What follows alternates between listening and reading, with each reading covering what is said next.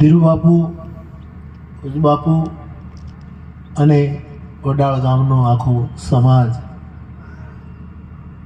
જે ધર્મ માટે સતત તત્પર રહે છે, આખા સમાજને માટે પણ મારા હૃદયનો ઉમળકો વ્યક્ત કરું. અને ભાઈ ધીરુબાપુ એ આમ કાલિદાસે શાકુંતલમાં રઘુવંશમાં ક્ષત્રિયના લક્ષણોનું વર્ણન કર્યું છે. એમાં 3 લક્ષણો રહી ગયું. આ દાતાઓ જેમણે મંદિરમાં સેવા કરી છે, અવારનવાર કર્યા કરતો હોય, બધા જ જે કોઈ જેમણે સેવા કરી બધાને પણ યાદ કરું. પણ કાલિદાસે એવું કહ્યું છે કે ક્ષત્રિયના 3 લક્ષણ.